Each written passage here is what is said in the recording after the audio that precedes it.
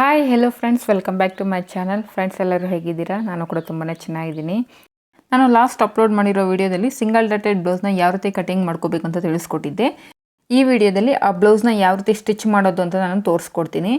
ನಾನು ಈ ಬ್ಲೌಸ್ಗೆ ಫ್ಯೂಸಿಂಗನ್ನು ಹಾಕಿ ಸ್ಟಿಚ್ ಮಾಡಿದ್ದೀನಿ. ಅದಕ್ಕೆ ನಿಮಗೆ ಎಷ್ಟು ನೀಟಾಗಿ ಫಿನಿಶಿಂಗ್ ಅನ್ನೋದು ಕಾಣಿಸ್ತಾ ಇದೆ. ಯಾಕಂದರೆ ಬ್ಲೌಸು ಮೈನ್ ಫ್ಯಾಬ್ರಿಕ್ ಕ್ವಾಲಿಟಿ ಅನ್ನೋದು ಅಷ್ಟು ಚೆನ್ನಾಗಿಲ್ಲ, ಜಾರ್ಜೆಟಲ್ಲಿ ಬಂದಿದೆ, ಪ್ಲಸ್ ಕ್ವಾಲಿಟಿ ಅಷ್ಟು ಚೆನ್ನಾಗಿಲ್ಲ. ಸೊ ಫ್ಯೂಸಿಂಗ್ ಹಾಕಿ ಸ್ಟಿಚ್ ಮಾಡಿರೋದ್ರಿಂದ ನಮಗೆ ಬ್ಲೌಸ್ ಲುಕ್ ಅನ್ನೋದು ಈ ರೀತಿ ಕಾಣಿಸ್ತಿದೆ. ಬ್ಲೌಸ್ ಪೀಸ್ ಏನಾದರೂ ತುಂಬ ತೆಳುವಾಗಿದ್ದರೆ ಅಥವಾ ಬ್ಲೌಸ್ ಪೀಸ್ ಫ್ಯಾಬ್ರಿಕ್ ಅನ್ನೋದು ತುಂಬ ಕ್ವಾಲಿಟಿ ಇಲ್ಲ ಅಂದಾಗ ನೀವು ಈ ಫ್ಯೂಸಿಂಗನ್ನು ಯೂಸ್ ಮಾಡ್ಕೋಬೋದು. ತುಂಬಾ ಚೆನ್ನಾಗಿ ಬರುತ್ತೆ ಕ್ವಾಲಿಟಿ ಅಂತೂ. ಬ್ಲೌಸು ಸ್ಟಿಚ್ ಮಾಡಿದ ನಂತರ ಫಿನಿಶಿಂಗ್ ಅಂತೂ ತುಂಬಾ ಚೆನ್ನಾಗಿರುತ್ತೆ. ಫ್ರೆಂಡ್ಸ್, ನಾನು ಈ ಫ್ಯೂಸಿಂಗನ್ನು ತೊಗೊಂಡಿದ್ದು ಬಂದು ಅಮೆಝಾನ್ ಆ್ಯಪಲ್ಲಿ. ಬಿಕಾಸ್ ಈ ಥರ ಫ್ಯೂಸಿಂಗು ಆಫ್ಲೈನ್ ಸ್ಟೋರ್ಗಳಲ್ಲಿ ನನಗೆ ಸಿಗಲಿಲ್ಲ. ಸೊ ನಾನು ಅಮೆಝಾನಲ್ಲಿ ಆರ್ಡ್ರ್ ಮಾಡಿಕೊಂಡೆ. ಆ್ಯಕ್ಚುಲಿ ಅಮೆಝಾನಲ್ಲಿ ನಾನು ಆರ್ಡ್ರ್ ಮಾಡಿದ್ದು ಡಬಲ್ ಸೈಡೆಡ್ ಫ್ಯೂಸಿಂಗ್ ರೋಲ್ ಅಂತ. ಬಟ್ ನನಗೆ ಬಂದಿದ್ದು ಸಿಂಗಲ್ ಸೈಡೆಡು. ಅಂದರೆ ಡಬಲ್ ಸೈಡೆಡ್ ಅಂದರೆ ನಮಗೆ ಎರಡೂ ಕಡೆ ಗಮ್ ಅನ್ನೋದು ಇರುತ್ತೆ. ಬಟ್ ನನಗೆ ಡೆಲಿವರಿ ಆಗಿರೋವಂಥದ್ದು ಒಂದು ಸೈಡ್ ಮಾತ್ರ ಗಮ್ ಇರುತ್ತೆ.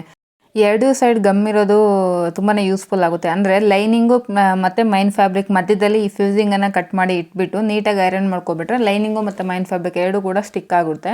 ಬಟ್ ನನಗೆ ಬಂದಿರೋ ಅಮೆಝಾನವರು ಡೆಲಿವರಿ ಮಾಡಿರೋ ಅಂಥ ಇದು ಬಂದು ಒಂದು ಸೈಡ್ ಮಾತ್ರ ನಮಗೆ ಗಮ್ ಅನ್ನೋದಿರುತ್ತೆ, ಇನ್ನೊಂದು ಸೈಡು ನಮಗೆ ಗಮ್ ಅನ್ನೋದಿರೋದಿಲ್ಲ. ಸೊ ಒಂದು ಸಲ ತೊಗೊಳ್ಳೋರು ಸ್ವಲ್ಪ ಹುಷಾರಾಗಿ ನೋಡಿ ತೊಗೊಳ್ಳಿ. ನೋಡಿ, ಈ ರೀತಿ ನೀಟಾಗಿ ನಾನು ಐರನ್ ಮಾಡ್ಕೊಳ್ತಾ ಇದ್ದೀನಿ. ನಮಗೆ ಎಷ್ಟು ಬೇಕೋ ಅಷ್ಟು ಕಟ್ ಮಾಡ್ಕೋಬೋದು. ಇಲ್ಲ ನಾನು ಡೈರೆಕ್ಟಾಗಿ ಏನು ನಮಗೆ ಮೈನ್ ಪೀಸ್ ಇದೆಯಲ್ಲ, ಮೈನ್ ಪೀಸಿಗೆ ನಾನು ಈ ರೀತಿ ಇಟ್ಬಿಟ್ಟು ನೀಟಾಗಿ ಐರನ್ ಮಾಡಿಕೊಂಡು ಕಟ್ ಮಾಡ್ಕೋತಾ ಇದ್ದೀನಿ.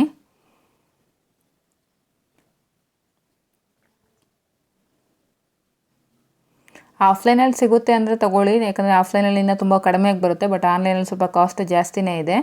ಅವೈಲಬಲ್ ಇದೆ ನಿಮಗೆ ಆಫ್ಲೈನಲ್ಲಿ ಅಂದರೆ ನೀವು ಡಬಲ್ ಸೈಡೆಡ್ ಫ್ಯೂಸಿಂಗ್ ರೋಲ್ ಅಂತ ಕೇಳಿದ್ರೆ ಕೊಡ್ತಾರೆ. ತುಂಬ ತಿನ್ನಾಗಿರುತ್ತೆ. ನೀವು ಕೈಯಲ್ಲಿ ರೀತಿ ಹರಿದ್ರೆ ಹರಿದೋಗುತ್ತೆ, ಅಷ್ಟು ತೆಳುವಾಗಿರುತ್ತೆ. ಬಟ್ ಫ್ಯಾಬ್ರಿಕ್ಗೆ ನೀವು ಇದನ್ನು ಸ್ಟಿಕ್ ಮಾಡಿದ ನಂತರ ಫ್ಯಾಬ್ರಿಕ್ ಮಾತ್ರ ತುಂಬಾ ರಫ್ ಬರುತ್ತೆ. ಅಂದರೆ ಸ್ವಲ್ಪ ದಪ್ಪವಾಗಿ ಚೆನ್ನಾಗಿರುತ್ತೆ ಫ್ಯಾಬ್ರಿಕ್ ಅನ್ನೋದು. ನಾನು ಈ ರೀತಿ ಕಟ್ ಮಾಡಿಕೊಂಡು ಎಲ್ಲ ಪೀಸಸ್ಗೂ ನಾನು ಈ ರೀತಿ ಐರನ್ ಮಾಡ್ಕೋತಾ ಇದ್ದೀನಿ. ನೀವೇ ನೋಡ್ತಿದ್ರಲ್ಲ, ಐರನ್ ಮಾಡಿದ ನಂತರ ನಮಗೆ ಯಾವ ರೀತಿ ಕಾಣಿಸ್ತಿದೆ ಕ್ಲಾತ್ ಅನ್ನೋದು, ಮೈನ್ ಫ್ಯಾಬ್ರಿಕ್ ಕ್ಲಾತ್ ಅನ್ನೋದು.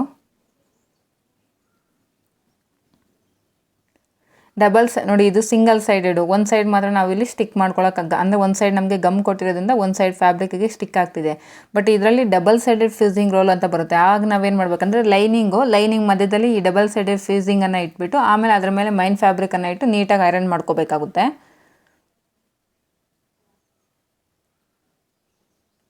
ಒಂದು ಸೈಡ್ ಮಾತ್ರ ನಮಗೆ ಇದಕ್ಕೆ ಗಮ್ ಇರುತ್ತೆ, ಇನ್ನೊಂದು ಸೈಡು ನಮಗೆ ಸ್ವಲ್ಪ ನೈಸಾಗಿರುತ್ತೆ.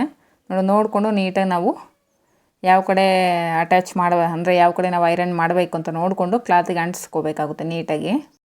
ಅಮೆಝಾನಲ್ಲಿ ಹೋಗ್ಬಿಟ್ಟು ಡಬಲ್ ಸೈಡೆಡ್ ಫ್ಯೂಸಿಂಗ್ ರೋಲ್ ಅಂತ ನೀವು ಸರ್ಚ್ ಮಾಡಿದ್ರೆ ಸಿಗುತ್ತೆ. ಆನಂತರ ನೀವು ನನಗೆ ಲಿಂಕ್ ಅಂತ ಕಳಿಸ್ಬಿಡಿ. ಬಿಕಾಸ್ ಸ್ವಲ್ಪ ಹುಷಾರಾಗಿ ಶಾಪಿಂಗ್ ಮಾಡಿ. ಅಂದರೆ ಈ ಫ್ಯೂಸಿಂಗ್ ವಿಷಯದಲ್ಲಿ ತುಂಬಾ ಫೇಕ್ ಡೆಲಿವರೀಸ್ ಎಲ್ಲ ಬರ್ತಿದೆ. ಅಂದರೆ ಪ್ರಾಡಕ್ಟ್ ನಾವೊಂದು ಬುಕ್ ಮಾಡಿದ್ರೆ ಅವರೊಂದು ಕಳಿಸ್ಕೊಡೋಂಥದ್ದೆಲ್ಲ ಆಗ್ತಿದೆ. ಸ್ವಲ್ಪ ನೋಡಿಕೊಂಡು ಹುಷಾರಾಗಿ ಶಾಪಿಂಗ್ ಮಾಡ್ಕೊಳ್ಳಿ. ನನಗೆ 5 ಮೀಟರ್ಸ್ ಬಂದು 380 ರುಪೀಸ್ ಏನೋ ಬಿತ್ತು. ವಿತ್ ಶಿಪ್ಪಿಂಗ್ ಚಾರ್ಜಸ್ ಎಲ್ಲ ಸೇರಿ 380 ರುಪೀಸ್ ಏನೋ ಬಿತ್ತು. ಈಗ ಇನ್ಸ್ಟಾಗ್ರಾಮ್ ಪೇಜಸ್ಸಲ್ಲಿ ಮತ್ತು ಯೂಟ್ಯೂಬಲ್ಲೆಲ್ಲ ಈ ಡಬಲ್ ಫ್ಯೂಸಿಂಗ್ ರೋಲ್ನ ಬೋಟಿಕ್ ಅವರು ಸೇಲ್ ಮಾಡ್ತಿದ್ದಾರೆ. ಪರ್ ಮೀಟರ್ ಕಾಸ್ಟ್ 50 ರುಪೀಸ್ ಏನೋ ಅವ್ರು ಚಾರ್ಜ್ ಮಾಡ್ತಿದ್ದಾರೆ. ನೋಡಿ, ನಿಮಗೆ ಅಫೋರ್ಡಬಲ್ ಅಂತ ಅನಿಸಿದ್ರೆ ತೊಗೊಳ್ಳಿ. ಯಾರಿಗೆ ಬ್ಲೌಸಸ್ಸು ತುಂಬಾ ಫಿನಿಶಿಂಗು ಮತ್ತು ಕ್ವಾಲಿಟಿಯಾಗಿ ಸ್ಟಿಚ್ ಮಾಡಬೇಕು ಅಂತ ಅಂದ್ಕೊಳ್ತೀರೋ ಅಂಥವರು ಈ ಫ್ಯೂಸಿಂಗನ್ನು ನೀವು ಯೂಸ್ ಮಾಡ್ಬೋದು. ಆದರೆ ಕಸ್ಟಮರ್ ಬ್ಲೌಸಸ್ಗೆ ಯೂಸ್ ಮಾಡುವಾಗ ಕಸ್ಟಮರ್ ಪರ್ಮಿಷನ್ನ ತೊಗೊಂಡು ನೀವು ಯೂಸ್ ಮಾಡಿ. ಯಾಕಂದರೆ ನೀವು ಪ್ರೈಸ್ ಜಾಸ್ತಿ ಹೇಳಿದಾಗ ಅವ್ರು ಕೊಡದೇನೂ ಇರ್ಬೋದು. ಕಸ್ಟಮರ್ಗೆ ನೀವು ಮೊದಲೇ ಹೇಳಿ ನಾವು ಫ್ಯೂಸಿಂಗ್ ಹಾಕಿ ಸ್ಟಿಚ್ ಮಾಡಿಕೊಡ್ತೀವಿ, ಫಿನಿಶಿಂಗ್ ಚೆನ್ನಾಗಿ ಬರುತ್ತೆ ಅಂತ. ಅವ್ರು ಏನಾದರೂ ಓಕೆ ಅಂತ ಹೇಳಿದ್ರೆ ಆಗ ಮಾತ್ರ ನೀವು ಅವ್ರ ಬ್ಲೌಸಸ್ಗೆ ಫ್ಯೂಸಿಂಗನ್ನು ಹಾಕಿ. ಅದರ್ವೈಸ್ ನೀವು ಇಲ್ಲಾಂದರೆ ನಾರ್ಮಲಾಗಿ ಸ್ಟಿಚ್ ಮಾಡಿ ಕೊಟ್ಬಿಡಿ. ಯಾಕಂದರೆ ನೀವು ಇಷ್ಟೊಂದು ಕಾಸ್ಟ್ ಹಾಕಿ ನೀವು ಕ್ವಾಲಿಟಿ ಮೈಂಟೈನ್ ಮಾಡ್ತಾರೆ, ನಿಮಗೆ ಪ್ರೈಸ್ ಕೊಡಲಿಲ್ಲ ಅಂದರೆ ನಿಮಗೆ ಲಾಸ್ ಆಗುತ್ತೆ. ಸೊ ಅದಕ್ಕೋಸ್ಕರ ಹೇಳ್ತಿದ್ದೀನಿ. ನೋಡಿ, ನಾವು ಲೈನಿಂಗ್ ಮೇಲೆ ಮಾರ್ಕ್ ಮಾಡ್ಕೊಂಡಿದ್ದೀವಲ್ಲ ನೆಕ್ ಶೇಪ್ ಅನ್ನೋದು, ನೋಡಿ ಎರಡೂ ಕಡೆ ನಾವು ಇದು ಬ್ಯಾಕ್ ಹುಕ್ಸ್ ಬ್ಲೌಸ್ ಆಗಿರೋದ್ರಿಂದ ಎರಡೂ ಕಡೆ ಈ ರೀತಿ ನೆಕ್ ಶೇಪನ್ನು ನಾವು ಈ ರೀತಿ ಮಾರ್ಕ್ ಮಾಡ್ಕೋಬೇಕು. ನಾನಿಲ್ಲಿ ಯಾವುದೇ ರೀತಿ ಕ್ಯಾನ್ವಾಸ್ನ ಪಟ್ಟಿಯನ್ನು ಯೂಸ್ ಮಾಡ್ತಾಯಿಲ್ಲ ನೆಕ್ಗೆ. ಆಲ್ರೆಡಿ ನಾನು ಇಲ್ಲಿ ಫ್ಯೂಸಿಂಗನ್ನು ಸ್ಟಿಕ್ ಮಾಡ್ಕೊಂಡಿರೋದ್ರಿಂದ ಸೊ ಡೈರೆಕ್ಟ್ ನಾನು ಹಾಗೆ ಇದನ್ನು ಮೈನ್ ಫ್ಯಾಬ್ರಿಕ್ ಮೇಲೆ ಇಟ್ಕೊಂಡು ಲೈನಿಂಗನ್ನು ಈ ರೀತಿ ರಿವರ್ಸ್ ಮಾಡ್ಕೊಳ್ತೀನಿ ಸ್ಟಿಚ್ ಮಾಡಿ. ಯಾಕಂದರೆ ಫಿನಿಶಿಂಗ್ ಅನ್ನೋದು ನೀಟಾಗಿ ಬರುತ್ತೆ. ಇಲ್ಲಿ ಫ್ಯೂಸಿಂಗು ಸ್ಟಿಕ್ ಮಾಡಿರೋದ್ರಿಂದ ನಾವು ಬರೀ ಲೈನಿಂಗು ಮತ್ತು ಮೈನ್ ಫ್ಯಾಬ್ರಿಕನ್ನು ಮಾತ್ರ ಯೂಸ್ ಮಾಡ್ತಾ ಇರೋ ಹಂಗಿದ್ರೆ ನಾವು ಕ್ಯಾನ್ವಾಸನ್ನು ಹಾಕಿ ನೆಕ್ಕನ್ನು ಸ್ಟಿಚ್ ಮಾಡ್ಕೋಬೇಕು. ಫ್ರೆಂಡ್ಸ್, ಯಾರಾದರೂ ಹೊಸದಾಗಿ ವಿಡಿಯೋನ ನೋಡ್ತಿದ್ದರೆ ಪ್ಲೀಸ್ ನನ್ನ ಚಾನಲನ್ನು ಸಬ್ಸ್ಕ್ರೈಬ್ ಮಾಡ್ಕೊಳ್ಳಿ. ಹಾಗೆ ಈ ವಿಡಿಯೋದಲ್ಲಿ ನಾನು ಕೊಡ್ತಾ ಇರೋ ಇನ್ಫಾರ್ಮೇಷನ್ ನಿಮಗೆ ಯೂಸ್ಫುಲ್ ಆಗ್ತಿದೆ ಅಥವಾ ನಾನು ಹೇಳ್ತಾ ಇರೋದು ನಿಮ್ಗೆ ಅರ್ಥ ಆಗ್ತಿದೆ ಅಂದರೆ ಖಂಡಿತವಾಗ್ಲೂ ನನಗೆ ಕಮೆಂಟ್ ಮುಖಾಂತರ ತಿಳಿಸ್ಕೊಡಿ. ಹಾಗೆ ವಿಡಿಯೋಗೊಂದು ಲೈಕ್ ಮಾಡಿ. ಈ ವಿಡಿಯೋದಲ್ಲಿ ಏನೇ ಡೌಟ್ಸ್ ಇದ್ದರೂ ಕೂಡ ನನಗೆ ಕಮೆಂಟಲ್ಲಿ ಕೇಳಿ. ನೋಡಿ, ಈ ರೀತಿ ಮೈನ್ ಫ್ಯಾಬ್ರಿಕ್ಕು ಮೇಲೆ ಲೈನಿಂಗನ್ನು ಈ ರೀತಿ ಪ್ಲೇಸ್ ಮಾಡಿಕೊಂಡು ನಾವು ಏನು ನೆಕ್ ಶೇಪನ್ನು ಡ್ರಾ ಮಾಡ್ಕೊಂಡಿದ್ದು ಆ ನೆಕ್ ಶೇಪ್ ಪ್ರಕಾರ ನಾವು ಸ್ಟಿಚ್ಚನ್ನು ಹಾಕ್ಕೊತ ಹೋಗಬೇಕು.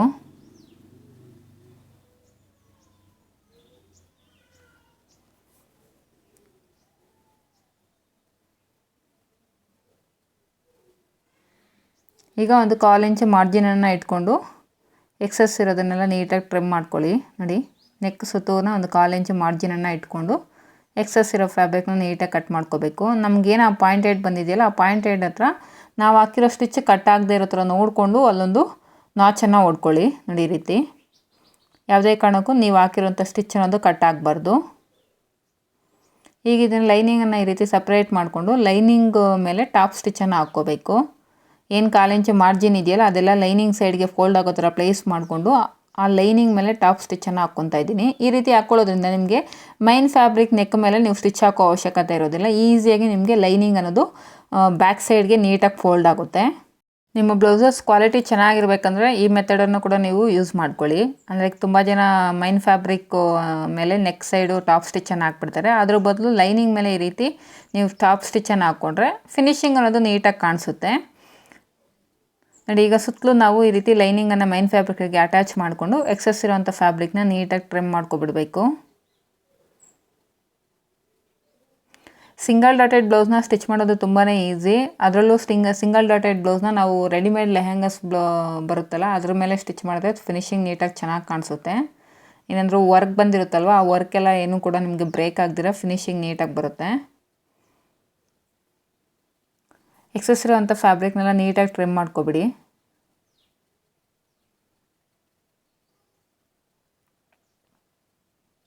ನೋಡಿ, ಈ ರೀತಿ ಸೇಮ್ ಇದೇ ರೀತಿ ಇನ್ನೊಂದು ಪಾಟನ್ನು ಕೂಡ ನಾವು ರೆಡಿ ಮಾಡ್ಕೋಬೇಕು.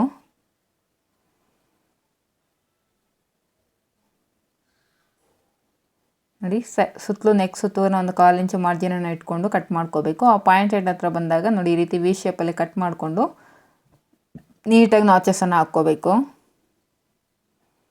ಈಗ ಲೈನಿಂಗನ್ನು ಈ ರೀತಿ ಸಪ್ರೇಟ್ ಸೈಡ್ಗೆ ಜರುಗಿಸ್ಕೊಂಡು ನೋಡಿ, ಈ ರೀತಿ ಲೈನಿಂಗನ್ನು ಈ ರೀತಿ ಓಪನ್ ಮಾಡಿಕೊಂಡು ನಾವೇನು 1/4 ಇಂಚು ಮಾರ್ಜಿನ್ ಕೊಟ್ಟಿದ್ದೀವಲ್ಲ ಆ ಮಾರ್ಜಿನು ಲೈನಿಂಗ್ ಸೈಡ್ಗೆ ಬರೋ ಥರ ಫೋಲ್ಡ್ ಮಾಡಿಕೊಂಡು ಲೈನಿಂಗ್ ಮೇಲೆ ಟಾಪ್ ಸ್ಟಿಚ್ಚನ್ನು ಹಾಕ್ಕೋಬೇಕು.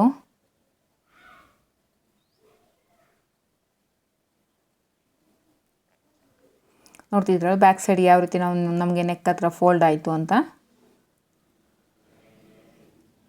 ಈಗ ಮೈನ್ ಫ್ಯಾಬ್ರಿಕ್ಗೆ ಲೈನಿಂಗನ್ನು ನೀಟಾಗಿ ಅಟ್ಯಾಚ್ ಮಾಡ್ಕೊತಾ ಇದ್ದೀನಿ. ಈ ರೀತಿ ಅಟ್ಯಾಚ್ ಮಾಡ್ಕೊಳ್ಳೋ ಎಲ್ಲೂ ಕೂಡ ರಿಂಕಲ್ಸ್ ಬರದೇ ಇರೋ ಥರ ನೀಟಾಗಿ ಅಟ್ಯಾಚ್ ಮಾಡ್ಕೊಳ್ಳಿ. ಕ್ಲಾತನ್ನು ನೀಟಾಗಿ ಸರಿಪಡಿಸ್ಕೊಳ್ತಾ ಈ ರೀತಿ ವಿತೌಟ್ ರಿಂಕಲ್ಸು ನೀವು ಲೈನಿಂಗು ಮತ್ತು ಮೈನ್ ಫ್ಯಾಬ್ರಿಕ್ನ ಜಾಯಿಂಟ್ ಮಾಡ್ಕೋಬೇಕು.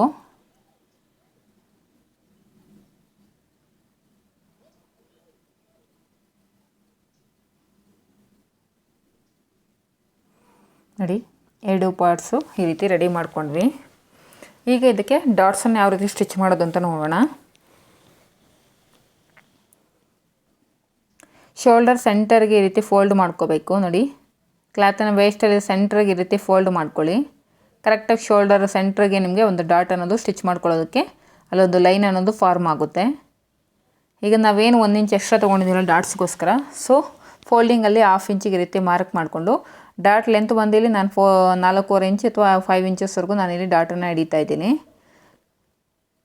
ನೋಡಿ, ಈ ರೀತಿ ಫೋಲ್ಡ್ ಮಾಡ್ಕೋಬೇಕು.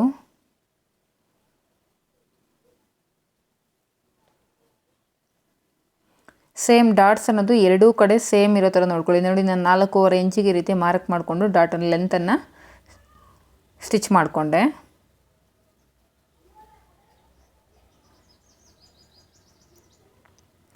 ಈಗ ಬ್ಯಾಕ್ ಸೈಡ್ ನಾವು ಇಲ್ಲಿ ಉಕ್ಸ ಇರೋದ್ರಿಂದ ಉಕ್ಪಟ್ಟಿ ಮತ್ತು ಐಪಟ್ಟಿನ ಸ್ಟಿಚ್ ಮಾಡ್ಕೋಬೇಕು. ಅದಕ್ಕೂ ಮೊದಲು ಇಲ್ಲಿ ನಾನು ಬ್ಯಾಕ್ ಪಟ್ಟಿನ ಸ್ಟಿಚ್ ಮಾಡೋದಕ್ಕೆ 1.5 ಇಂಚ್ ಇರೋ ಥರ ಸ್ಟ್ರೈಟಾಗಿ ಒಂದು ಪೀಸನ್ನು ಕಟ್ ಮಾಡ್ಕೋತಾ ಇದ್ದೀನಿ. ಇದು ಬಂದು ನಾನು ಉಕ್ಪಟ್ಟಿನ ಸ್ಟಿಚ್ ಮಾಡೋದಕ್ಕೆ ಈಗ ಪೀಸಸ್ನ ಕಟ್ ಮಾಡ್ಕೊಳ್ತಾ ಇರೋದು. ನೋಡಿ, ಲೈನಿಂಗು ಉಕ್ಪಟ್ಟಿನ ಸ್ಟಿಚ್ ಮಾಡೋದಕ್ಕೆ ನಾವು ಬರೀ ಲೈನಿಂಗನ್ನು ಯೂಸ್ ಮಾಡ್ಕೋತೀವಿ. ಐಪಟ್ಟಿನ ಸ್ಟಿಚ್ ಮಾಡೋದಕ್ಕೆ ಲೈನಿಂಗು ಮತ್ತು ಮೈನ್ ಫ್ಯಾಬ್ರಿಕ್ ಎರಡನ್ನೂ ಕೂಡ ಯೂಸ್ ಮಾಡ್ಕೋಬೇಕು. ನೋಡಿ ಡಬಲ್ ಫೋಲ್ಡಿಂಗಲ್ಲಿ 1 ಇಂಚ್ ಅಥವಾ 1.25 ಇಂಚ್ ಇರೋ ಥರ ನೋಡಿಕೊಂಡು ಕಟ್ ಮಾಡಿಕೊಂಡು ನೋಡಿ ಉಕ್ಪಟ್ಟಿನ ಸ್ಟಿಚ್ ಮಾಡ್ಕೊಳ್ಳೋದಕ್ಕೆ ಮೈನ್ ಫ್ಯಾಬ್ರಿಕ್ ಮೇಲೆ ಇಟ್ಕೊಂಡು ನೋಡಿ ನೆಕ್ ಸೈಡ್ ನಾನು ಯಾವ ರೀತಿ ಫೋಲ್ಡ್ ಮಾಡ್ಕೊಂಡಿದ್ದೀನೋ ಒಳಗಡೆಗೆ ಸೇಮ್ ಅದೇ ರೀತಿಯೇ ನೀವು ಫೋಲ್ಡ್ ಮಾಡ್ಕೋಬೇಕು ಲೈನಿಂಗನ್ನು, ಸರಿ ಉಕ್ಪಟ್ಟಿಯನ್ನು. ಈಗ ಇದನ್ನು ಲೈನಿಂಗ್ ಸೈಡ್ ಈ ರೀತಿ ಫೋಲ್ಡ್ ಮಾಡಿಕೊಂಡು ನೀಟಾಗಿ ಸ್ಟಿಚ್ ಹಾಕ್ಕೊತ ಬರಬೇಕು ಎಡ್ಜಲ್ಲಿ. ನೋಡಿ ಇಲ್ಲಿ ಫಿನಿಶಿಂಗ್ ಕೊಡುವಾಗ ನೋಡಿ ಯಾವ ರೀತಿ ಕೊಡ್ತಾ ಇದ್ದೀನಿ ಅಂತ, ನಮಗೆ ನೆಕ್ ಶೇಪ್ ಯಾವ ರೀತಿ ಇದೆಯೋ ಸೇಮ್ ಅದೇ ಶೇಪಲ್ಲೇ ನಾವು ಫಿನಿಶಿಂಗ್ ಅನ್ನೋದು ಕೊಡಬೇಕು. ನೋಡಿ ಈ ರೀತಿ ಬರಬೇಕು.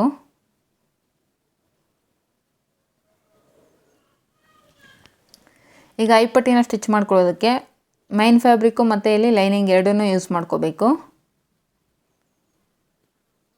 ನೋಡಿ ನಾನು ಇಲ್ಲಿ ಮೈನ್ ಫ್ಯಾಬ್ರಿಕ್ಕು ಮತ್ತು ಪ್ಯೂಸಿಂಗನ್ನು ಅಟ್ಯಾಚ್ ಮಾಡಿದ್ದೀವಲ್ಲ, ನೆಕ್ಕನ್ನು ನಾವು ಕಟ್ ಮಾಡಿರ್ತೀವಲ್ಲ ಎಕ್ಸೆಸ್ ಇರೋ ನೆಕ್ಕನ್ನು ಸೇಮ್ ಅದೇ ಪೀಸನ್ನು ಯೂಸ್ ಮಾಡ್ಕೊಂಡು ಇಲ್ಲಿ ಲೈನಿಂಗ್ ಸೈಡ್ ಈ ರೀತಿ ಪ್ಲೇಸ್ ಮಾಡಿಕೊಂಡು 1/4 ಇಂಚ್ ಮಾರ್ಜಿನ್ಗೆ ಒಂದು ಸ್ಟಿಚ್ ಹಾಕ್ಕೊತಾ ಇದ್ದೀನಿ. ಈಗ ಐಪಟ್ಟಿನ ಈ ರೀತಿ ಓಪನ್ ಮಾಡಿಕೊಂಡು ಏನು ನಾವು 1/4 ಇಂಚ್ ಮಾರ್ಜಿನ್ ಇದೆಯಲ್ಲ ಆ ಮಾರ್ಜಿನ್ ಮೇಲೆ ಒಂದು ಟಾಪ್ ಸ್ಟಿಚ್ಚನ್ನು ಹಾಕ್ಕೋಬೇಕು. ಈಗ ಈ ರೀತಿ ಫೋಲ್ಡ್ ಮಾಡಿಕೊಂಡು ನೀಟಾಗಿ ಡಬಲ್ ಫೋಲ್ಡ್ ಮಾಡಿಕೊಂಡು ಈ ಐಪಟ್ಟಿ ಅನ್ನೋದು ಸ್ಟಿಚ್ ಮಾಡ್ಕೋಬೇಕು. ನೋಡಿ ಸ್ಟಾರ್ಟಿಂಗಲ್ಲಿ ರಫ್ ಸ್ಟಿಚ್ಚನ್ನು ಹಾಕ್ಕೊಳ್ಳಿ, ಎಡ್ಜಲ್ಲಿ ನಮಗೆ ಸ್ಟಿಚ್ ಅನ್ನೋದು ಬೀಳಬೇಕು. ಅದರ ಪಕ್ಕದಲ್ಲೇ 1/4 ಇಂಚ್ ಮಾರ್ಜಿನ್ಗೆ ಇನ್ನೊಂದು ಸ್ಟಿಚ್ಚನ್ನು ಹಾಕ್ಕೋಬೇಕು. ನಾವು ರಿಂಗ್ಸನ್ನು ಸ್ಟಿಚ್ ಮಾಡಬೇಕಾಗುತ್ತಲ್ವ, ಸೊ ಅದಕ್ಕೋಸ್ಕರ ನೋಡಿ ಅದರ ಪಕ್ಕದಲ್ಲೇ 1/4 ಇಂಚ್ ಮಾರ್ಜಿನ್ಗೆ ಇನ್ನೊಂದು ಸ್ಟಿಚ್ಚನ್ನು ಹಾಕ್ಕೊತಾ ಇದ್ದೀನಿ. ಈಗ ಚೆಕ್ ಮಾಡ್ಕೊಳ್ಳಿ, ಐಪಟ್ಟಿ ಮತ್ತು ಉಕ್ಸ್ ಪಟ್ಟಿ ಎರಡು ಒಂದ್ರ ಮೇಲೆ ಒಂದು ಇಟ್ಟು ಚೆಕ್ ಮಾಡ್ಕೊಳ್ಳಿ. ಯಾವುದಾದ್ರೂ ಲೆಂತ್ ಅನ್ನೋದು ನಿಮಗೆ ಜಾಸ್ತಿ ಆಗಿದ್ದರೆ ಇಲ್ಲಿನ ನೀವು ವೇಸ್ಟ್ ಪಟ್ಟಿನ ಸ್ಟಿಚ್ ಮಾಡೋದಕ್ಕಿಂತ ಮೊದಲೇ ಕಟ್ ಮಾಡ್ಕೋಬೇಕಿದ್ದನು. ಏನಾದರೂ ಲೆಂತ್ ಉಕ್ಸ್ ಪಟ್ಟಿ ಮತ್ತು ಐಪಟ್ಟಿ ಲೆಂತ್ ಅನ್ನೋದು ಜಾಸ್ತಿ ಆಗಿದ್ದರೆ ಈ ರೀತಿ ಚೆಕ್ ಮಾಡಿಕೊಂಡು ಕಟ್ ಮಾಡ್ಕೊಳ್ಳಿ ಎಕ್ಸೆಸ್ ಇರೋದನ್ನು. ಈಗ ಆಗಲೇ ನಾವು 1.5 ಇಂಚ್ ಪಟ್ಟಿನ ಲೈನಿಂಗಲ್ಲಿ ಕಟ್ ಮಾಡ್ಕೊಂಡಿದ್ದೀರೋ ಅದನ್ನು ನೋಡಿ ಈ ರೀತಿ 1/4 ಇಂಚ್ ಇರೋ ಥರ ಫೋಲ್ಡ್ ಮಾಡ್ಕೊತಾ ಇದ್ದೀನಿ ಒಂದು ಸೈಡು. ಈಗ ಬ್ಯಾಕ್ ಪಟ್ಟಲ್ಲಿ ವೇಸ್ಟ್ ರೌಂಡ್ಗೆ ಈ ಪಟ್ಟಿನ ನಾವು ಸ್ಟಿಚ್ ಮಾಡ್ಕೊತಾ ಹೋಗಬೇಕು. ನಾವೇನು 1/2 ಇಂಚ್ ಮಾರ್ಜಿನ್ ತೊಗೊಂಡಿರ್ತೀವಲ್ಲ, ಸೊ ಆ ಮಾರ್ಜಿನ್ ಪ್ರಕಾರ ನಾವು ಈ ಪಟ್ಟಿ ಅನ್ನೋದು ಸ್ಟಿಚ್ ಮಾಡ್ಕೊತಾ ಹೋಗಬೇಕು. ನಮ್ಗೆ ಡಾಟ್ ಹತ್ರ ಬಂದಾಗ ಚಿಕ್ಕದಾಗಿ ಒಂದು ಫ್ರಿಲ್ಲನ್ನು ಇಟ್ಟು ಸ್ಟಿಚ್ ಮಾಡ್ಕೊಳ್ಳಿ, ಇದು ಕಂಪಲ್ಸರಿ. ಫಿನಿಶಿಂಗ್ ನೀಟಾಗಿ ಬರುತ್ತೆ, ಯಾವುದೇ ಫ್ರಂಟಲ್ಲಿ ಆಗಿರ್ಬೋದು ಅಥವಾ ಬ್ಯಾಕಲ್ಲಿ ಆಗಿರ್ಬೋದು. ಫ್ರಂಟ್ ಪ್ರಿನ್ಸಸ್ ಕಟ್ಟನ್ನು ನಾವು ಸ್ಟಿಚ್ ಮಾಡ್ತಿದ್ರು ಅಷ್ಟೇ, ಆ ಪ್ರಿನ್ಸಸ್ ಕಟ್ ಹತ್ರ ಒಂದು ಚಿಕ್ಕದಾಗಿ ಒಂದು ಡಾಟನ್ನು ಇಟ್ಟು ನೀವು ವೇಸ್ಟ್ ಪಟ್ಟಿನ ಸ್ಟಿಚ್ ಮಾಡ್ಕೊಳ್ಳಿ. ನೋಡಿ ವಿ ಶೇಪಲ್ಲಿ ಈ ರೀತಿ ಕಟ್ ಮಾಡಿಕೊಂಡು ನೀಟಾಗಿ ಅದನ್ನು ಈ ರೀತಿ ಲೈನಿಂಗ್ ಮೇಲೆ ಒಂದು ಟಾಪ್ ಸ್ಟಿಚ್ಚನ್ನು ಹಾಕ್ಕೊತಾ ಇದ್ದೀನಿ. ಈಗ ಅದನ್ನು ಬ್ಯಾಕ್ ಸೈಡ್ಗೆ ನೀಟಾಗಿ ಫೋಲ್ಡ್ ಮಾಡ್ಕೋಬೇಕು. ನೀವು ಬೇಕಾದರೆ ಇಲ್ಲಿ ಎಮ್ಮಿಂಗ್ ಮಾಡ್ಕೋಬೋದು, ನಾನಿಲ್ಲಿ ಡೈರೆಕ್ಟು ಮಿಷಿನಲ್ಲೇ ಸ್ಟಿಚ್ ಹಾಕ್ತಾಯಿದ್ದೀನಿ. ಎಮ್ಮಿಂಗ್ ಮಾಡ್ಕೊಳ್ಳೋ ಹಂಗಿದ್ರೆ ಲೂಸ್ ಸ್ಟಿಚ್ಚನ್ನು ಹಾಕ್ಕೊಳ್ಳಿ. ನೋಡಿ ನಾವು ಆ ಡಾಟ್ ಏನು ಹಿಡ್ದಿರ್ತೀವಲ್ಲ, ಸೇಮ್ ನೋಡಿ ಬ್ಯಾಕ್ ಸೈಡು ಕೂಡ ನಾವು ಈ ರೀತಿ ಪಟ್ಟಿನ ಫೋಲ್ಡಿಂಗಲ್ಲಿ ತೊಗೊಳ್ಳೋವಾಗ ಕೂಡ ಅಲ್ಲಿ ಡಾಟ್ ಇಟ್ಟೆ ನಾವು ಸ್ಟಿಚ್ಚನ್ನು ಹಾಕ್ಕೋಬೇಕು. ಅಂದರೆ ಡಾಟನ್ನ ಅಲ್ಲಿ ಹಿಡ್ಕೊಂಡೇ ನಾವು ಸ್ಟಿಚ್ಚನ್ನು ಹಾಕಬೇಕು.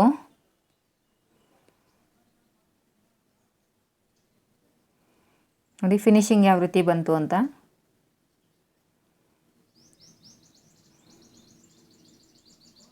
ನೋಡಿ ವಿ ಶೇಪಲ್ಲಿ ಈ ರೀತಿ ಕಟ್ ಮಾಡ್ಕೊಳ್ಳಿ. ಎಕ್ಸೆಸ್ ಇರುವಂಥ ಏನು ಫ್ಯಾಬ್ರಿಕ್ ಇರುತ್ತೋ ಅದನ್ನೇ ವಿ ಶೇಪಲ್ಲಿ ಈ ರೀತಿ ಕಟ್ ಮಾಡಿಕೊಂಡ್ರೆ ನಿಮ್ಗೆ ಅಲ್ಲಿ ಫೋಲ್ಡಿಂಗ್ ಅನ್ನೋದು ತುಂಬ ದಪ್ಪ ಬರೋದಿಲ್ಲ.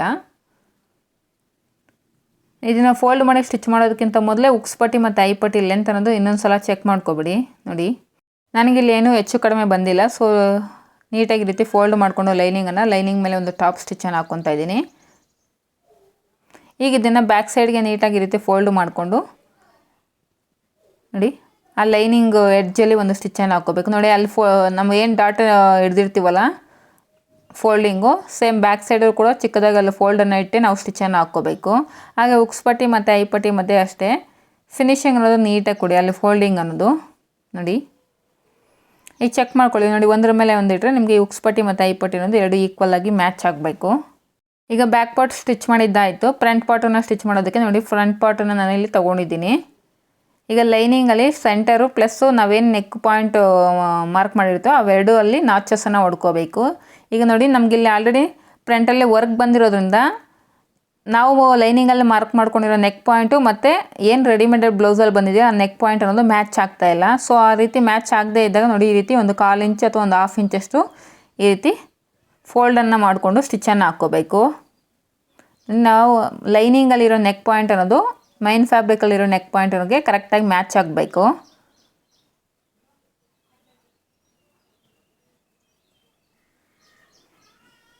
ನೋಡಿ ಈ ರೀತಿ ನನಗೀಗ ಕರೆಕ್ಟಾಗಿ ಮ್ಯಾಚ್ ಆಗ್ತಿದೆ.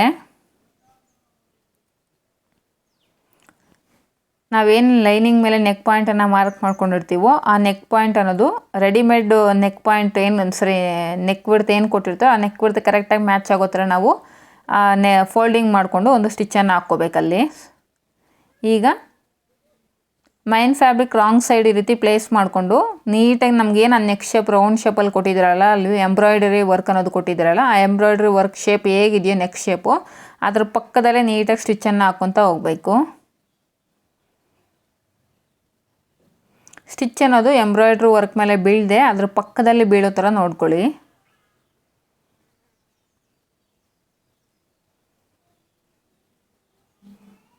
ಈಗ ಒಂದು 1/4 ಇಂಚು ಮಾರ್ಜಿನ್ ಇರೋ ಥರ ನೋಡಿಕೊಂಡು ನೀಟಾಗಿ ಕಟ್ ಮಾಡ್ಕೊಳ್ಳಿ. ಅದಕ್ಕೂ ಮೊದಲು ಬ್ಯಾಕ್ ಸೈಡ್ ಅಂದರೆ ಲೈನಿಂಗ್ ಸೈಡ್ ಈ ರೀತಿ ಚೆಕ್ ಮಾಡ್ಕೊಳ್ಳಿ ಒಂದ್ಸಲ, ನಿಮ್ಮ ನೆಕ್ ಶೇಪ್ ಅನ್ನೋದು ನೀಟಾಗಿ ಬಂದಿದೆಯಾ ಅಥವಾ ಏನಾದರೂ ಫಾಲ್ಟ್ ಇದೆಯಾ ಅಂತ ಚೆಕ್ ಮಾಡಿಕೊಂಡು ಆನಂತರ ನೀವು ಈ ನೆಕ್ ಶೇಪನ್ನು ಕಟ್ ಮಾಡ್ಕೋಬೇಕು. ನೋಡಿ 1/4 ಇಂಚು ಮಾರ್ಜಿನ್ ಇರೋ ಥರ ಬಿಟ್ಟು ಕಟ್ ಮಾಡ್ಕೊಂಡಿದ್ದೀನಿ. ಈಗ ನೀಟಾಗಿ ಆ ರೌಂಡಿಂಗ್ಸ್ ಹತ್ರ ಈ ರೀತಿ ನಾಚಸನ್ನು ಹೊಡ್ಕೋಬೇಕು. ಈಗ ಈ ಲೈನಿಂಗನ್ನು ನೀಟಾಗಿ ಬ್ಯಾಕ್ ಸೈಡ್ಗೆ ಈ ರೀತಿ ರಿವರ್ಸ್ ಮಾಡ್ಕೋಬೇಕು. ರಿವರ್ಸ್ ಮಾಡ್ಕೊಳ್ಳೋವಾಗೂ ಅಷ್ಟೇ ನೋಡಿ, ಲೈನಿಂಗನ್ನು ಈ ರೀತಿ ಸಪ್ರೇಟ್ ಮಾಡಿಕೊಂಡು ಲೈನಿಂಗ್ ಮೇಲೆ ಟಾಪ್ ಸ್ಟಿಚ್ಚನ್ನು ಹಾಕ್ಕೊತಾ ಇದ್ದೀನಿ.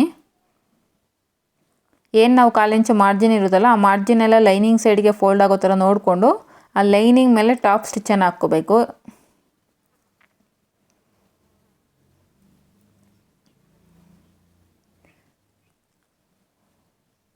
ನೋಡಿ ಈಸಿಯಾಗಿ ಈಗ ನಿಮಗೆ ಬ್ಯಾಕಾಗೆ ಈ ಲೈನಿಂಗ್ ಅದು ನೀಟಾಗಿ ಫೋಲ್ಡ್ ಆಗುತ್ತೆ.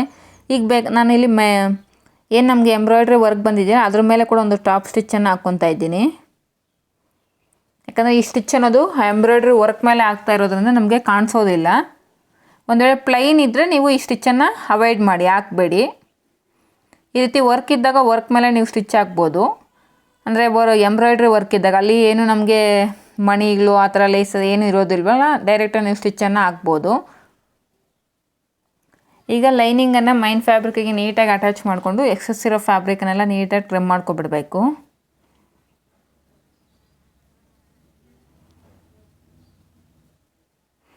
ಎಲ್ಲೂ ಕೂಡ ರಿಂಕಲ್ಸ್ ಅನ್ನೋದು ಇರಕೂಡ್ದು. ನೀವು ಮೈನ್ ಫ್ಯಾಬ್ರಿಕ್ಕು ಮತ್ತು ಲೈನಿಂಗನ್ನು ಅಟ್ಯಾಚ್ ಮಾಡುವಾಗ ನೀಟಾಗಿ ಕ್ಲಾತನ್ನು ಈ ರೀತಿ ಅಡ್ಜಸ್ಟ್ ಮಾಡ್ಕೊಳ್ತಾ ಲೈನಿಂಗು ಮತ್ತು ಮೈನ್ ಫ್ಯಾಬ್ರಿಕ್ ಎರಡನ್ನೂ ಕೂಡ ಸ್ಟಿಚ್ ಮಾಡ್ಕೋಬೇಕು.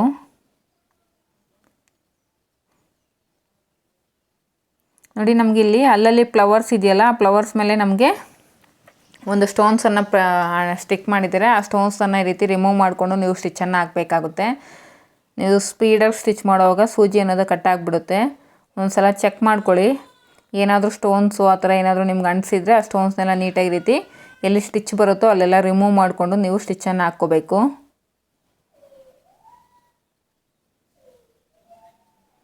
ನೀಟಾಗಿ ಈ ರೀತಿ ಸ್ಟಿಚ್ ಹಾಕ್ಕೊಂಡು ಎಕ್ಸೆಸ್ ಇರುವಂಥ ಮೈನ್ ಫ್ಯಾಬ್ರಿಕ್ನೆಲ್ಲ ನೀಟಾಗಿ ಕಟ್ ಮಾಡ್ಕೋಬೇಕು.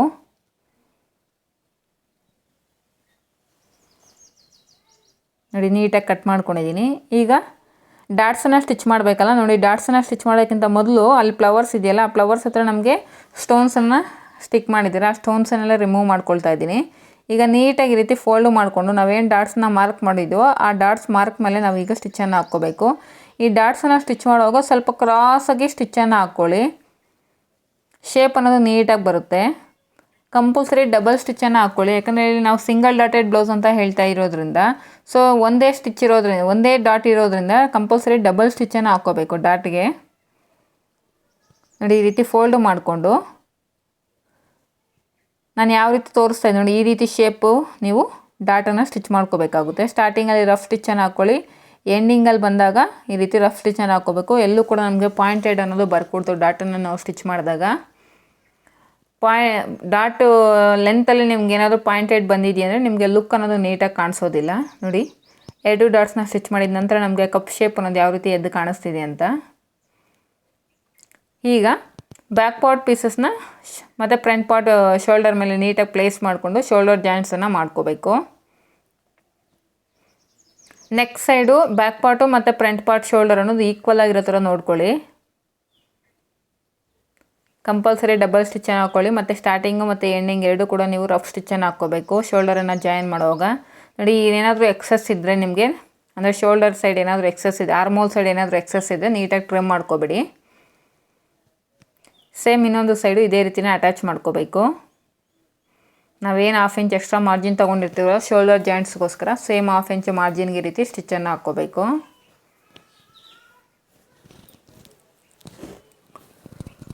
ಕಂಪಲ್ಸರಿ ಡಬಲ್ ಸ್ಟಿಚ್ಚನ್ನು ಹಾಕ್ಕೊಳ್ಳಿ ಫ್ರೆಂಡ್ಸ್, ಇಲ್ಲಾಂದರೆ ಸ್ಟಿಚ್ ಅನ್ನೋದು ಬೇಗ ಬಿಚ್ಕೊಳ್ಳುತ್ತೆ. ನೋಡಿ, ಆರ್ಮೋಲ್ ಸೈಡ್ ಏನಾದರೂ ಹೆಚ್ಚು ಕಡಿಮೆ ಇದ್ದರೆ ಅಂದರೆ ಕ್ಲಾತ್ ಏನಾದರೂ ಎಕ್ಸೆಸ್ ಇದ್ದರೆ ನೀಟಾಗಿ ಟ್ರಿಮ್ ಮಾಡ್ಕೊಬಿಡಿ.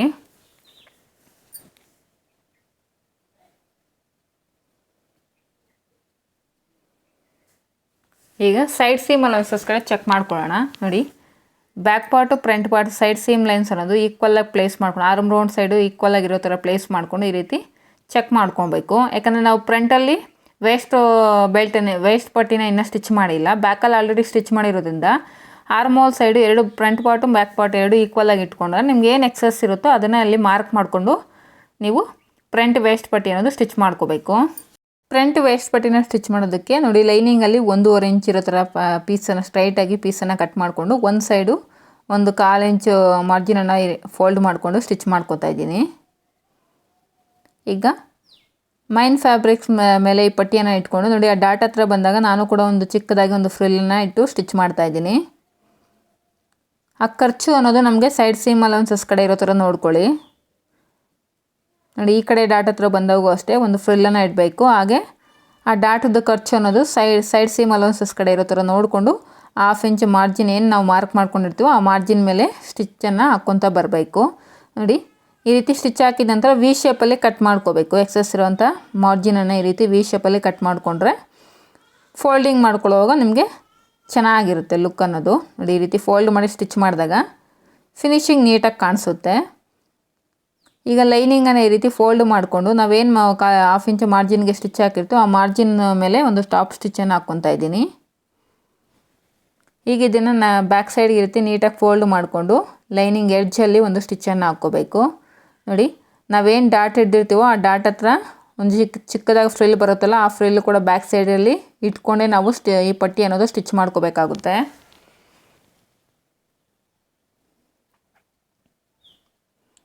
ಈಗ ಬ್ಯಾಕ್ ಪಾರ್ಟು ಮತ್ತು ಫ್ರಂಟ್ ಪಾರ್ಟನ್ನು ನಾವು ಸ್ಟಿಚ್ ಮಾಡಿದ್ದಾಯಿತು. ನೋಡಿ, ಯಾವ ರೀತಿ ಕಾಣಿಸ್ತಿದೆ ಫ್ರಂಟು ನಮಗೆ ವೇಸ್ಟ್ ಪಟ್ಟಿ ಅನ್ನೋದು ಸ್ಟಿಚ್ ಮಾಡಿದ ನಂತರ ಫಿನಿಶಿಂಗ್ ನೋಡ್ತಿದ್ರಲ್ಲ ಯಾವ ರೀತಿ ಕಾಣಿಸ್ತಿದೆ ಅಂತ. ಅದರಲ್ಲೂ ಫ್ಯೂಸಿಂಗನ್ನು ಯೂಸ್ ಮಾಡಿರೋದ್ರಿಂದ ನಮಗೆ ಲುಕ್ ಅನ್ನೋದು ತುಂಬಾ ನೀಟಾಗಿ ಕಾಣಿಸ್ತಿದೆ. ವಿತೌಟ್ ಫ್ಯೂಸಿಂಗು ನೀವು ಸ್ಟಿಚ್ ಮಾಡಿದರೆ ನಿಮ್ಗೆ ಇಷ್ಟೊಂದು ಲುಕ್ ಅನ್ನೋದು ಕಾಣಿಸ್ತಾ ಇಲ್ಲ, ಯಾಕಂದರೆ ಮೈನ್ ಫ್ಯಾಬ್ರಿಕ್ ಅನ್ನೋದು ನಮಗೆ ಕ್ವಾಲಿಟಿ ಇಲ್ಲ. ಈಗ ಸ್ಲೀವ್ಸನ್ನು ಯಾವ ರೀತಿ ರೆಡಿ ಮಾಡ್ಕೊಳ್ಳೋದು ಅಂತ ನೋಡೋಣ. ನಾನಿಲ್ಲಿ ಸ್ಲೀವ್ಸ್ಗೂ ಕೂಡ ಫ್ಯೂಸಿಂಗನ್ನು ಸ್ಟಿಕ್ ಮಾಡಿ ಸ್ಟಿಚ್ ಮಾಡ್ತಾ ಇರೋದು. ನೋಡಿ, ಒಂದು ಸಲ ಚೆಕ್ ಮಾಡ್ಕೊಳ್ಳಿ. ವೇಸ್ಟ್ ಪಟ್ಟಿನ ಸ್ಟಿಚ್ ಮಾಡಿದ ನಂತರ ಆರ್ಮ್ ರೌಂಡ್ಸ್ ಚೆಕ್ ಮಾಡ್ಕೋಬೇಕು. ಎರಡೂ ಪಾರ್ಟ್ಸು ಫ್ರಂಟ್ ಪಾರ್ಟು ಮತ್ತು ಬ್ಯಾಕ್ ಪಾರ್ಟ್ ಏನಾದರೂ ಈಕ್ವಲ್ ಆಗಿದೆಯಾ ಅಥವಾ ಏನಾದರೂ ಹೆಚ್ಚು ಕಡಿಮೆ ಇದ್ದರೆ ನೀಟಾಗಿ ಟ್ರಿಮ್ ಮಾಡ್ಕೊಬೇಡಿ. ನಿಮಗೆ ಸ್ಲೀವ್ಸನ್ನು ಅಟ್ಯಾಚ್ ಮಾಡುವಾಗ ಈಕ್ವಲ್ ಆಗಿರಬೇಕು, ಇಲ್ಲಾಂದರೆ ಸೈಡ್ ಸೀಮ್ ಲೈನ್ ಅನ್ನೋದು ನಿಮಗೆ ಸ್ಟ್ರೈಟಾಗಿ ಬರೋದಿಲ್ಲ. ನೋಡಿ, ಸ್ಲೀವ್ಸಿಗೆ ಲೈನಿಂಗಿಗೆ ನಾವು ಪೀಸಸನ್ನು ಜಾಯಿನ್ ಮಾಡ್ಕೊತಾ ಇದ್ದೀನಿ.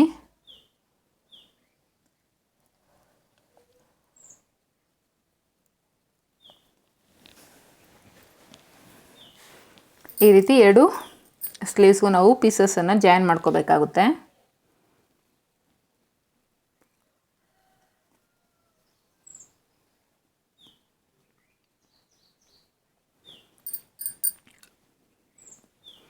ಈಗ ನೀಟಾಗಿ ನೋಡಿ ಈ ರೀತಿ ಪ್ಲೇಸ್ ಮಾಡಿಕೊಂಡು ಒಂದ್ರ ಮೇಲೆ ಒಂದು ನೀಟಾಗಿ ಈ ರೀತಿ ಪ್ಲೇಸ್ ಮಾಡ್ಕೋಬೇಕು.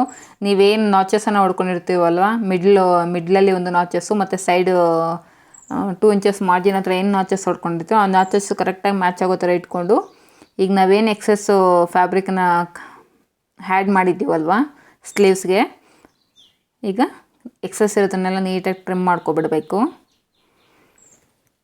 ಈಗ ಈ ಸ್ಲೀವ್ಸ್ನ ಮೈನ್ ಫ್ಯಾಬ್ರಿಕ್ಗೆ ಯಾವ ರೀತಿ ಅಟ್ಯಾಚ್ ಮಾಡೋದು ಅಂತ ನೋಡೋಣ. ನೋಡಿ, ಮೈನ್ ಫ್ಯಾಬ್ರಿಕ್ಕು ರೈಟ್ ಸೈಡ್ ಮೇಲೆ ಲೈನಿಂಗನ್ನು ಈ ರೀತಿ ಪ್ಲೇಸ್ ಮಾಡಿಕೊಂಡು ಲೈನಿಂಗ್ಗೆ ನಾವೇನು ಫ್ಯೂಸಿಂಗ್ ಕೊಟ್ಟಿರ್ತೀವಲ್ಲ ಆ ಫ್ಯೂಸಿಂಗ್ ಅನ್ನೋದು ನಮ್ಮ ಸೈಡ್ಗಿರೋ ಥರನೇ ಪ್ಲೇಸ್ ಮಾಡ್ಕೋಬೇಕು. ನೋಡಿ, ಕೆಳಗಡೆ 1/2 ಇಂಚು ಮಾರ್ಜಿನ್ ಇರೋ ಥರ ನೀಟಾಗಿ ಒಂದು ಸ್ಟಿಚ್ಚನ್ನು ಹಾಕ್ಕೋಬೇಕು.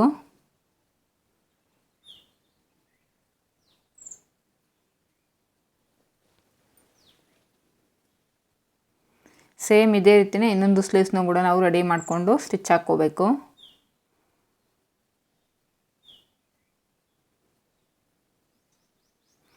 ಇಲ್ಲಿ ಅವರು ವರ್ಕ್ ಕೊಟ್ಟಿರೋದು ಒಂದು ಶಾರ್ಟ್ ಸ್ಲೀವ್ಸ್ಗೆ, but customer requirement elbow sleeves ಬೇಕು ಅಂತ.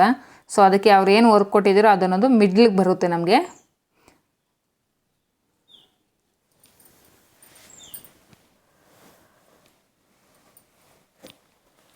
ಈ ರೀತಿ 1/2 ಇಂಚ್ ಮಾರ್ಜಿನ್ ಇರೋ ಥರ ನೋಡಿಕೊಂಡು ನೀಟಾಗಿ ಸ್ಟಿಚ್ಚನ್ನು ಹಾಕಬೇಕು. ಈಗ ಲೈನಿಂಗನ್ನು ಈ ರೀತಿ ಸೈಡ್ಗೆ ಜರುಗಿಸ್ಕೊಂಡು ಲೈನಿಂಗ್ ಮೇಲೆ ಒಂದು ಸ್ಟಾಪ್ ಸ್ಟಿಚ್ಚನ್ನು ಹಾಕ್ಕೊತಾ ಇದ್ದೀನಿ. ಈಗ ಇದನ್ನು ನೀಟಾಗಿ ಬ್ಯಾಕ್ ಸೈಡ್ಗೆ ಈ ರೀತಿ ಪ್ಲೇಸ್ ಮಾಡಿಕೊಂಡು ಸೈಡ್ಸ್ ಎಲ್ಲ ನೀಟಾಗಿ ಜಾಯಿನ್ ಮಾಡ್ಕೋಬೇಕು. ಮೈನ್ ಫ್ಯಾಬ್ರಿಕ್ಕು ಮತ್ತು ಲೈನಿಂಗ್ ಎಲ್ಲ ಸೈಡ್ಸು ಕೂಡ ನೀಟಾಗಿ ಈ ರೀತಿ ಜಾಯಿನ್ ಮಾಡ್ಕೊಳ್ಳಿ. ಈ ರೀತಿ ಸ್ಲೀವ್ಸ್ನ ಜಾಯಿನ್ ಮಾಡ್ಕೊಳ್ಳೋಕೆ ಸ್ವಲ್ಪ ಹುಷಾರಾಗಿ ಜಾಯಿನ್ ಮಾಡ್ಕೊಳ್ಳಿ, ರಿಂಕಲ್ಸ್ ಅನ್ನೋದು ಬಂದುಬಿಡುತ್ತೆ. ಸೊ ಕೈಯಿಂದ ಈ ರೀತಿ ಕ್ಲಾತನ್ನು ಸರಿಪಡಿಸ್ಕೊಳ್ತಾ ನೀಟಾಗಿ ಈ ಸ್ಲೀವ್ಸನ್ನು ಜಾಯಿನ್ ಮಾಡ್ಕೋಬೇಕು. ಈಗ ನೀಟಾಗಿ ಕಟ್ ಮಾಡ್ಕೊಳ್ಳಿ. ಎಕ್ಸಸ್ ಇರೋಂಥ ಫ್ಯಾಬ್ರಿಕ್ನೆಲ್ಲ ನೀಟಾಗಿ ಕಟ್ ಮಾಡ್ಕೋಬೇಕು. ನೋಡಿ 2 ಸ್ಲೀವ್ಸ್ನ ಕೂಡ ನಾನು ಈ ರೀತಿ ರೆಡಿ ಮಾಡಿ ಇಟ್ಕೊಂಡಿದ್ದೀನಿ. ಈಗ ಬಾಡಿ ಪಾರ್ಟ್ಗೆ ಯಾವ ರೀತಿ ಈ ಸ್ಲೀವ್ಸನ್ನು ಅಟ್ಯಾಚ್ ಮಾಡೋದು ಅಂತ ನೋಡೋಣ. ನೋಡಿ ಮಿಡ್ಲಿಂದ ಶೋಲ್ಡರ್ ಪಾಯಿಂಟ್ ಹತ್ರದಿಂದ ಸ್ಟಾರ್ಟ್ ಮಾಡ್ತಾ ಇದ್ದೀನಿ. ಈ ರೀತಿ ಚೆಕ್ ಮಾಡ್ಕೊಳ್ತಾ ಇದ್ದೀನಿ. ಮೊದಲೇ ನಮಗೆ ಲೆಂತ್ ಅನ್ನೋದು ಅಂದರೆ ಆರ್ಮೋಲ್ ರೌಂಡ್ ಅನ್ನೋದು ಸ್ಲೀವ್ಸ್ ರೌಂಡ್ ಅನ್ನೋದು ಕರೆಕ್ಟಾಗಿ ಮ್ಯಾಚ್ ಆಗ್ತಿದೆಯಲ್ವ ಅಂತ ಚೆಕ್ ಮಾಡಿಕೊಂಡು ನೀವು 1/2 ಇಂಚ್ ಮಾರ್ಜಿನ್ ಏನು ತೊಗೊಂಡಿರ್ತೀರೋ ಆ ಮಾರ್ಜಿನ್ಗೆ ಈ ರೀತಿ ಸ್ಲೀವ್ಸನ್ನು ಅಟ್ಯಾಚ್ ಮಾಡ್ಕೊತಾ ಹೋಗಬೇಕು. ಸ್ಲೀವ್ಸನ್ನು ಅಟ್ಯಾಚ್ ಮಾಡುವಾಗ ಯಾವುದೇ ಕಾರಣಕ್ಕೂ ಕ್ಲಾತನ್ನು ಎಳೆದು ಸ್ಟಿಚ್ ಮಾಡೋಕ್ಕೆ ಹೋಗಬೇಡಿ. ಫಿನಿಶಿಂಗ್ ಅನ್ನೋದು ನೀಟಾಗಿ ಬರೋದಿಲ್ಲ.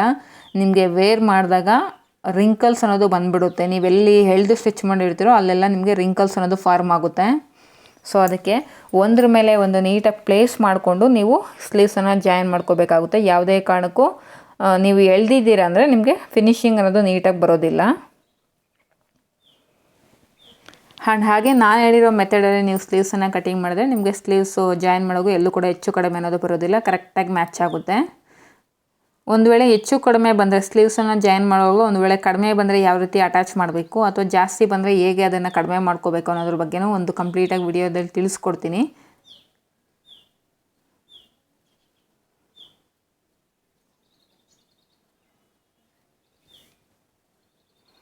ನೋಡಿ ಈ ರೀತಿ ಸ್ಲೀವ್ಸ್ ಅನ್ನೋದು ನಾವು ಜಾಯಿನ್ ಮಾಡ್ಕೋಬೇಕು. ಸೇಮ್ ಇದೇ ರೀತಿಯೇ ಇನ್ನೊಂದು ಕಡೆ ಆರ್ಮೋಲ್ ರೌಂಡ್ಗೂ ಕೂಡ ನಾವು ಸ್ಲೀವ್ಸನ್ನು ಜಾಯಿನ್ ಮಾಡ್ಕೊಳ್ಳೋಣ.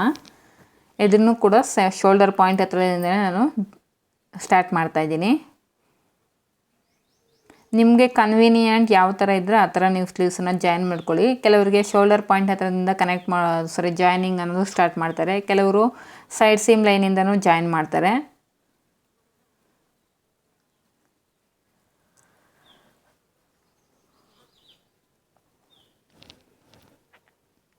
ಈ ರೀತಿ ಸುತ್ತಲೂ 1/2 ಇಂಚ್ ಮಾರ್ಜಿನ್ ಇರೋ ಥರ ನೋಡಿಕೊಂಡು ನೀಟಾಗಿ ಅಟ್ಯಾಚ್ ಮಾಡ್ಕೋಬೇಕು. ನೋಡಿ ನೀವು ನೋಡ್ತಿದ್ದೀರಲ್ವ, ಕ್ಲಾತ್ ಅನ್ನೋದು ನಾನು ಎಲ್ಲೂ ಕೂಡ ಎಳೆದು ಸ್ಟಿಚ್ ಮಾಡ್ತಾಯಿಲ್ಲ. ಸುಮ್ಮನೆ ಒಂದರ ಮೇಲೆ ಒಂದು ಸ್ಮೂತಾಗಿ ಈ ರೀತಿ ಪ್ಲೇಸ್ ಮಾಡಿಕೊಂಡು ನಾವು ಸ್ಲೀವ್ಸನ್ನು ಜಾಯಿನ್ ಮಾಡ್ಕೋಬೇಕು. ನೀವೇ ನೋಡ್ತಿದ್ದೀರಲ್ಲ, ನನಗೆಲ್ಲೂ ಕೂಡ ಹೆಚ್ಚು ಕಡಿಮೆ ಅನ್ನೋದು ಬರ್ತಾಯಿಲ್ಲ, ಕರೆಕ್ಟಾಗಿ ಮ್ಯಾಚ್ ಆಗ್ತಿದೆ. ಅಂದರೆ ಬ್ಯಾಕ್ ಪಾರ್ಟು ಮತ್ತು ಫ್ರಂಟ್ ಪಾರ್ಟಲ್ಲಿ ಎರಡೂ ಕೂಡ ನಾನು ಕರೆಕ್ಟಾಗಿ ಮ್ಯಾಚ್ ಆಗ್ತಿದ್ದೆ. ಈಗ ನೀಟಾಗಿ ಸ್ಲೀವ್ಸ್ ಆರ್ಮ್ ರೌಂಡ್ಗೆ ಓವರ್ಲಾಕನ್ನು ಮಾಡ್ಕೊಂಬಂದಿದ್ದೀನಿ. ಈಗ ಸೈಡು ಜಾಯಿಂಟ್ಸನ್ನು ಮಾಡೋದಕ್ಕೆ ಫಸ್ಟು ಬ್ಯಾಕ್ ಪಾರ್ಟು ಮತ್ತು ಫ್ರಂಟ್ ಪಾರ್ಟ್ ವೇಸ್ಟ್ ರೌಂಡಲ್ಲಿ ಒಂದು 2 ಇಂಚಸ್ ಮಾರ್ಜಿನ್ ಇರೋ ಥರ ನೋಡಿಕೊಂಡು ಸ್ಟ್ರೈಟಾಗಿ ಇಟ್ಕೊಂಡು ಒಂದು ಸ್ಟ್ರೈಟ್ ಲೈನನ್ನು ಸ್ಟಿಚ್ ಮಾಡ್ಕೋಬೇಕು. ಆನಂತರ ಬ್ಯಾಕ್ ಪಾರ್ಟು ಮತ್ತು ಫ್ರಂಟ್ ಪಾರ್ಟ್ ಆರ್ಮೋಲ್ ರೌಂಡ್ ಹತ್ರ ಈಕ್ವಲಾಗಿ ಇಟ್ಕೊಂಡು ಅಲ್ಲೊಂದು ಗುಂಪಿನನ್ನು ಈ ರೀತಿ ಪ್ಲೇಸ್ ಮಾಡ್ಕೊಳ್ಳಿ. ಈಗ ಸ್ಲೀವ್ಸ್ ಲೂಸ್ ಎಷ್ಟಿದೆಯೋ ಚೆಕ್ ಮಾಡಿಕೊಂಡು ಅಲ್ಲಿಂದ ನೀವು ಈ ರೀತಿ ಮಾರ್ಕ್ ಮಾಡಿಕೊಂಡು ಅಲ್ಲಿಂದ ನೀವು ಸ್ಟಿಚ್ಚನ್ನು ಹಾಕ್ಕೊತ ಬರಬೇಕು. ಸೈಡ್ ಸೀಮ್ ಲೈನ್ ಅನ್ನೋದು ನಿಮಗೆ ಸ್ಟ್ರೈಟಾಗಿರಬೇಕು. ಫಿನಿಶಿಂಗ್ ನೀಟಾಗಿ ಬರಬೇಕು ಅಂದರೆ ಸೈಡ್ ಸೀಮ್ ಲೈನ್ ಅನ್ನೋದು ನಿಮಗೆ ಸ್ಲೀವ್ಸ್ ಲೂಸ್ ಹತ್ರದಿಂದ ಹಿಡಿದು ವೇಸ್ಟ್ವರೆಗೂ ಸ್ಟ್ರೈಟಾಗಿ ಲೈನ್ ಅನ್ನೋದು ಫಾರ್ಮ್ ಆಗಬೇಕು. ಈ ರೀತಿ ಸೈಡ್ ಜಾಯಿಂಟ್ಸ್ ಮಾಡಿದ್ರೆ ನೋಡಿ ನಿಮ್ಗೆ ಆರ್ಮ್ ರೌಂಡ್ ಹತ್ರ ಪ್ಲಸ್ ಸಿಂಬಲ್ ಅನ್ನೋದು ಬರುತ್ತೆ. ಸೇಮ್ ಇನ್ನೊಂದು ಸೈಡು ಕೂಡ ನಾನು ಇದೇ ರೀತಿ ಸೈಡ್ ಜಾಯಿಂಟ್ಸನ್ನು ಮಾಡ್ಕೊಳ್ತಾ ಇದ್ದೀನಿ. ನೋಡಿ ಅದಕ್ಕೂ ಮೊದಲು ನಮಗಲ್ಲಿ ಸ್ಟೋನ್ಸ್ ಅನ್ನೋದು ಕೊಟ್ಟಿದ್ದೀರಿ, ಅವನ್ನೆಲ್ಲ ನೀಟಾಗಿ ಈ ರೀತಿ ರಿಮೂವ್ ಮಾಡ್ಕೊಳ್ಳಿ. ನೀವು ಸ್ಟಿಚ್ ಮಾಡುವಾಗ ಏನಾದರೂ ನಿಮಗೆ ಸೂಜಿಗೆ ಅಡ್ಡ ಬಂದರೆ ಸೂಜಿ ಮುರಿದೋಗುತ್ತೆ. ಸೊ ಅದಕ್ಕೆ ಮೊದಲೇ ಈ ರೀತಿ ಸ್ಟೋನ್ಸ್ ಏನಾದರೂ ಇದೆ ಅದನ್ನೆಲ್ಲ ರಿಮೂವ್ ಮಾಡ್ಕೋಬೇಕು. Back waste part front waste part ಎರಡು ಈಕ್ವಲಾಗಿ ಇಟ್ಕೊಂಡು ಒಂದು 2 ಇಂಚಸ್ ಮಾರ್ಜಿನ್ಗೆ ಈ ರೀತಿ ಸ್ಟ್ರೈಟಾಗಿ ಸ್ಟಿಚ್ ಹಾಕ್ಕೊಂಡು ಆನಂತರ ಆರ್ಮ್ ರೌಂಡ್ ಹತ್ರ ಕರೆಕ್ಟಾಗಿ ಬ್ಯಾಕ್ ಪಾರ್ಟು ಮತ್ತು ಫ್ರಂಟ್ ಪಾರ್ಟ್ ಎರಡೂ ಈಕ್ವಲಾಗಿ ಇಟ್ಕೊಂಡು ಅಲ್ಲಿ ಕೂಡ ಒಂದು ಗುಂಪಿನನ್ನು ಸೆಕ್ಯೂರ್ ಮಾಡ್ಕೋಬೇಕು. ಈಗ ಸ್ಲೀವ್ಸ್ ಲೂಸ್ ಎಷ್ಟಿದೆಯೋ ಚೆಕ್ ಮಾಡಿಕೊಂಡು ಅಲ್ಲಿಂದ ಸ್ಟ್ರೈಟಾಗಿ ವೇಸ್ಟ್ ಲೈನ್ವರೆಗೂ ಒಂದು ಸ್ಟ್ರೈಟ್ ಲೈನನ್ನು ತೊಗೋಬೇಕಾಗುತ್ತೆ. ನೋಡಿ ಈ ರೀತಿ ನಾನಿಲ್ಲಿ ಸೈಡ್ ಸೀಮ್ ಲೈನ್ ಕಡೆ ಒಂದೊಂದು ಸ್ಟಿಚ್ಚನ್ನು ಮಾತ್ರ ತೋರಿಸಿದ್ದೀನಿ. ನೀವು ಮ್ಯಾಕ್ಸಿಮಮ್ 3 to 4 ಸ್ಟಿಚಸ್ ಅನ್ನೋದು ಸೈಡ್ ಸೀಮ್ ಲೈನ್ ಕಡೆ ಹಾಕ್ಕೊಳ್ಳಿ. ನೋಡಿ ಫೈನಲ್ ನಮಗೆ ಬ್ಲೌಸ್ ಸ್ಟಿಚ್ ಮಾಡಿದ್ದು ರೆಡಿ ಆಯಿತು. ನೋಡಿ ಯಾವ ರೀತಿ ಕಾಣಿಸ್ತಿದೆ ಅಂತ. ನಾವು ಫ್ಯೂಸಿಂಗ್ ಹಾಕಿ ಸ್ಟಿಚ್ ಮಾಡಿರೋದ್ರಿಂದ ನಮಗೆ ಬ್ಲೌಸ್ ಫಿನಿಶಿಂಗ್ ನೋಡ್ತಿದ್ರಲ್ಲ ಯಾವ ರೀತಿ ಕಾಣಿಸ್ತಿದೆ ಅಂತ. ಒಂದು ಸಲ ನೀಟಾಗಿ ಐರನ್ ಮಾಡ್ಕೊಬಿಟ್ರೆ ನಿಮಗೆ ಬೋಟಿಕ್ ಏನು ಫಿನಿಶಿಂಗ್ ಕೊಡ್ತಾರೆ ಬೋಟಿಕ್ ಅವರು ಸೇಮ್ ಅದೇ ರೀತಿ ನಾವು ಕೂಡ ಮನೆಯಲ್ಲಿ ಸ್ಟಿಚ್ ಮಾಡ್ಕೋಬೋದು. ಫ್ರೆಂಡ್ಸ್, ಯಾರಾದರೂ ಹೊಸದಾಗಿ ಈ ವಿಡಿಯೋನ ನೋಡ್ತಾ ಇದ್ದರೆ ಪ್ಲೀಸ್ ನನ್ನ ಚಾನಲ್ನ ಸಬ್ಸ್ಕ್ರೈಬ್ ಮಾಡ್ಕೊಳ್ಳಿ. ಈ ವಿಡಿಯೋ ನಿಮಗೆ ಯೂಸ್ಫುಲ್ ಆಗಿದೆ ಅಂತ ಅನ್ಸಿದ್ರೆ ವಿಡಿಯೋಗೊಂದು ಲೈಕ್ ಮಾಡಿ ಫ್ರೆಂಡ್ಸ್. ಹಾಗೆ ಈ ವಿಡಿಯೋದಲ್ಲಿ ಏನೇ ಡೌಟ್ಸ್ ಇದ್ರೂ ಕೂಡ ನನಗೆ ಕಮೆಂಟ್ ಮುಖಾಂತರ ತಿಳಿಸ್ಕೊಡಿ. ಮುಂದಿನ ವಿಡಿಯೋದಲ್ಲಿ ಮತ್ತೆ ಸಿಗ್ತೀನಿ. Thank you for watching.